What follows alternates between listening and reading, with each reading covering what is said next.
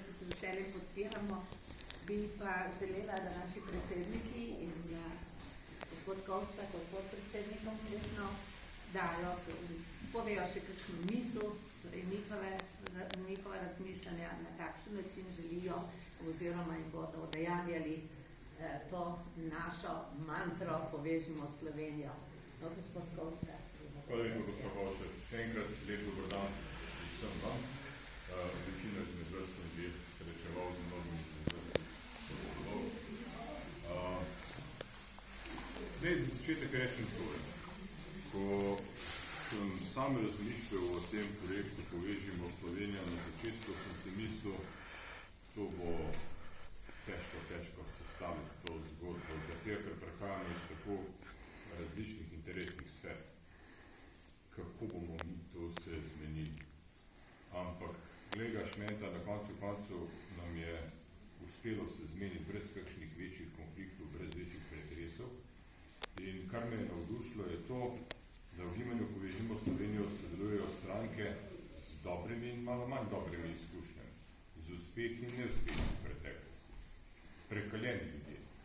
V glavnem so po teh strankah ostali tisti, ki niso metali puške v koruzo, ampak so znali se naučiti iz napak v delovanju iz preteklosti in te pozitivne izkušnje pripravljeni prenesti v prihodnost.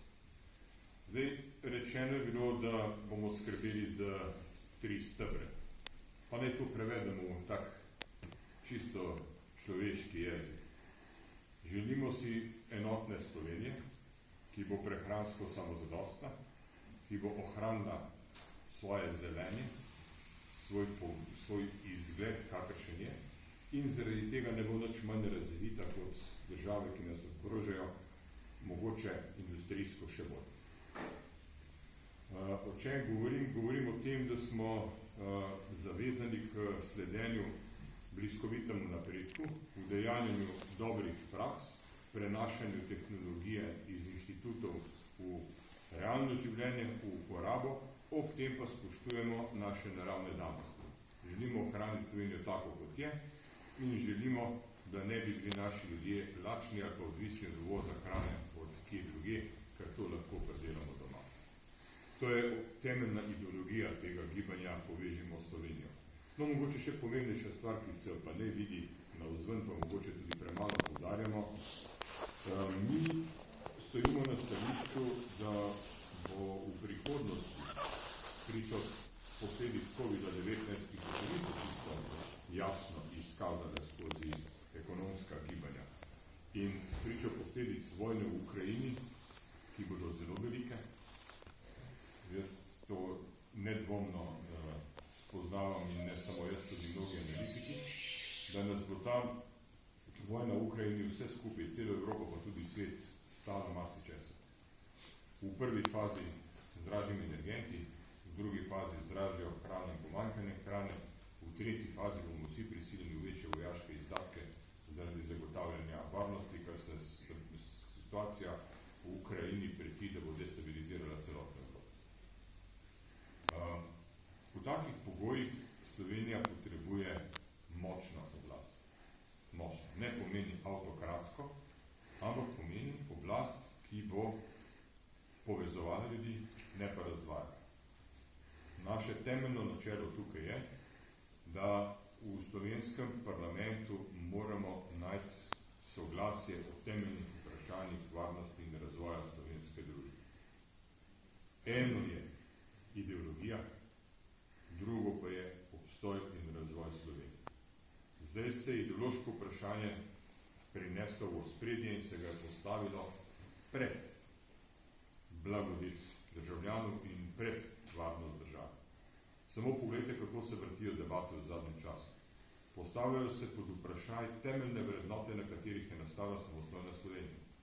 To je nevzdržno. To se ne sme več dogajati.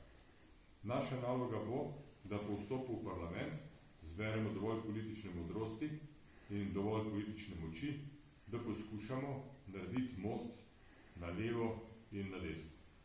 Verjemite mi, da v tej ognjeviti retoriki, ki je zdaj pred volitvami, kjer se nekateri zelo oddaljujejo od možnosti sodelovanja, da se za to retoriko skriva tudi neka rezerva, neka možnost, da se kdo pa za sodelovanje le odloči. In jaz verjamem, da po volitvah se bomo pogovarjali najbolj o tem in iskali možnost dialoga in iskali možnost, da se stavimo eno zelo močno vlado in Slovenijo korinemo naprej. Kar zadeva naš položaj oziroma odnos medijev do nas, bi vas upozoril na to, da nas mediji, najbolj kar iskreno povem, mediji nas poskušajo zatajiti. Smo kot nezakonski otrok spočet nekje tam in zasenčujemo te gorozete otroke, te dediče, neke politične lastnine. Če dalje boljši smo na terenu, kamorkoli grem, s kamorkoli se pogovarjam, ljudje pristopajo, vsi pravijo, da smo dobri, no v medijih se pa tega ne vidi. Ankete javnega mnenja ni samo ta anketa Mediane, kjer smo izpadli, ampak so bile tudi druge telefonske ankete, kjer so mi ljudje s terena nosili v državni svet in mi kazali vprašalnike, ki jih dobivajo. Povežimo Slovenijo, tam ni. In ko se ljudi pritožijo in rečejo, zakaj pa ne povežimo Slovenijo? Pa rečejo, ja veste, tam je več strank, pa ne vemo, za katero vprašati. Zanimiva zgodba. To je tako, ko bi šli vsi mimo vaše hiše, pa rečejo, veste, oče je pa 3 sinovi, pa ne vem, s katerim bi govoril. Z vsemi se da. Še ena zelo pomembna stvar, da tukaj stranke, ki smo povežimo Slovenijo, ne tekmujemo med seboj. Res ne. Medtem, ko so drugi, kar vem iz zanesljivih virov, iz pogovorov z njimi, imeli težave, kako sestaviti liste, da bi dobili dovolj kandidatov za kandidature za državni zbor. Mi tega problema nismo imeli. Mi smo imeli bolj problemi, kako pošteno izbrati najboljše kandidate. Tam, kjer smo jih imeli več, smo, gospodsko, smo naredili ankete javnega mnenja in gladko rekli takole, kandidat iz katerekoli stranke iz Povežimo Slovenijo dobi največjo javno podporo, tisti nas bo zastopal na volitvah. Pošteno do sebe, pošteno do volivcev in po mojem mnenju pozitivna selekcija, ki je v drugih političnih strankah v zadnjem času ni bilo prav veliko. Če nam uspe, nedvomno nam bo uspelo priti v državni zbor, vam obljubljamo kot prvo decentralizacijo države. Obljubljamo vam ustanovitev pokrajin, zaradi česar se bo v Sloveniji marsikaj spremenila. Ta strankokracija, ki jo imamo sedaj, je nastala v bistvu zaradi enega samega razloga. Država je zelo strmo organizirana. Od ministra do župana ni ničesar. 212 županov čaka kot prezibov sonce, kdaj ga bo kateri minister sprejel. Zdaj si pa predstavljate ministra, ki mora v enem letu sprejeti 212 županov. Se ima pol delovnika že iz tem zapolnjenega. To bi bila idealna situacija, da bi jih sprejel, pa jih ne, noben minister jih ne. Manjka nam umestni nivo oblasti, manjka nam to, da se sredstva iz ministrstva prenesejo na pokrajine in da na pokrajinah lahko županje in vi, občinski sveti in sveti pokrajin, bolj suvereno razpolagate z javnimi sredstvi, se odločate, v katero smer gre gospodarski razvoj, v katero smer gre turizem, kam gre kmetijstvo, kakšne kadre boste šolali, vse to je treba prenesti bližje ljudem.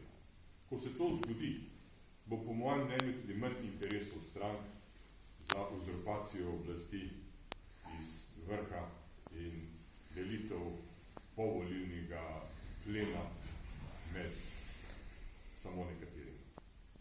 Jaz sem res globoko prepričan v to, da Slovenija potrebuje ta preskok. Napako smo naredili, ker že 30 let nismo bili sposobni dati oblasti dejansko ljudem. Ko sem se pogovarjal z raznimi strokovnjaki in guruji političnih strank, ki sem vprašal Hudiča, zakaj teh pokrajin še do zdaj niste ustanovili, so mi rekli, veš, bil je strah, da ne bi kakšne pokrajine ubrale svojo pot, pa marširale čez mejo kakšni drugi državi. Jaz mislim, da smo se tega strahu zdaj zaprmej znebili, 30 let smo skupaj, noben ima želje se anektirati, nek Italiji, nek Avstriji, nek Hrvaški, nek Mađarski, po mojem mnenju. zdaj je čas, da se ta izgovor na nek način zbriše. Drugo, kar se mi zdi pomembno, je, da se v parlament pripelje ščepec zdrave pameti. Oprostite, ker bom direkten, jaz sem v politiko prišel iz obrti in jaz politiko delam v obrtništvu.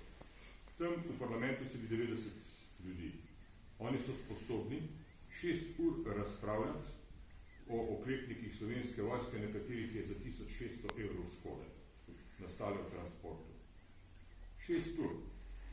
Vrhovna slovenska zakonodajna oblast razpravlja o 1600 evrih. In človek, ki ni nikoli videl vojaške uniforme in ki ne razlikuje tanka od tovornjaka, razlaga vesoljni Sloveniji na osrednji televiziji, na glavnem programu, o tem, kako je bil tam razbita ena luč, pa skrivljene nosilci za kanto za gorivo. Ljudje božji pa kam smo prišli. Takega parlamenta se ne želi. No in pridem nazaj na Berta, ker se tako dolgo, ampak želim vam to povedati. Želim povedati, kako pomembno je, kdo sedi v parlamentu, kdo razpravlja. Ljudje, ki nikoli niso svojimi rokami zaslužili za kilo kruha, razpravljajo o problemih, o katerih nimajo pojma. In to tako vehementno, kot da bi bili najbolj merodajni na tem področju. No, Gibanje Povežimo Slovenijo sestavlja listo 87 kandidatov. Med nami so vrhunski športniki, vrhunski kulturniki. So ljudje z več desetletnimi izkušnjami in v politiki, in v gospodarstvu, na lokalnem nivoju, na državnem nivoju. Ni vrag, da za to politično olimpijado mi ne bi sestavili ekipo za vsako politično disciplino, o kateri se bo pogovarjalo v parlamentu.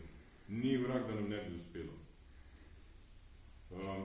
Jaz ne želim biti žaljiv do nikoga. Ampak veste, ko greste na volitve, zaupate državo v roke nekomu. Svojim glasom je date nekomu upravljanje. Zdaj pa, če pogledate svoja delovna mesta, kdorkoli kdaj v firmi delal, pa, ko zbirate direktorja, če bi imeli možnost ga postavljati, jaz bi izbral takega, ki bi najdel kruh zase pa zame, ne pa takega, ki je prijazen, pa zjutraj lepo pozdravlja, pa lepo nešminkan, pa ima lušne čevlje. Treba je zbrati sposobne ljudi, treba je zbrati delovne ljudi, treba je zbrati take, ki si upajo, tudi takrat, ko je trdo, narediti nekaj, kar mogoče komu ne bo všeč, ampak bo država še zmeri funkcionirala. In v Povežimo Slovenijo mislim, da taki ljudje so. In če pogledam Bertota, pa sem prepričan, da taki ljudje so. Jaz Bertota poznam že nekaj 30 let, kar sva bila v obrtno-zborničnem sistemu. Vem, da karkoli je počel v obrtno-zborničnem sistemu, se je zmeri vprašal, če je to dobro za njegove obrtnike tukaj. Lokal patriot, zavezan k obrtniški stvari, pozabil je na svoj interes marsikdaj takrat, da je bil interes za vse ostale, kar je obljubo je naredil in nikoli ni stopil niti koraka nazaj. Zmer je trdil svoje. Lej, koga je, težko ga premakneš z mesta v prostoru, v glavi ga pa ne moreš. Kadar se k nečemu zaveže, to naredi in s takimi ljudmi mi je res v veselje in v čast sodelovati. Jaz upam, da ga boste podprli ne samo tako, da je vam všeč, pa ga oprošte, ampak da boste podporo Bertotu naredili na tak način, da govorite z vašimi sorodniki, sodelavci, znanci, prijatelji, sosedi, da zagotovite, da Bertot pride v parlament in da poskrbi tudi za vaš kraj, pa za Slovenijo, tako kot je poskrbil za obrtnike, pa za občane Rogatca. Se opravičujem, da sem bil dolg, ampak se mi zdi, da je pomembno, da vsi razumemo resnost tega trenutka. Evropa gre v krizo. Svet gre v krizo. Južno-Kitajska morje je možno, da se bo udarili Američani in Kitajci. Tle so se udarili Rusi. Vprašanje, kako bo z ostalimi državami. In mi bomo morali reševati hitro in učinkovito mnoga ekonomska vprašanja, da ne bomo države zapeljali v hudo krizo. Zaradi tega se splača podpreti tako ekipo, ki bo konstruktivno delovala, ki se ne bo kregala, ampak bo iskala dobre rešitve. Toliko, hvala lepa, oprostite, če sem bil predolg, ampak za Bertota je vredno.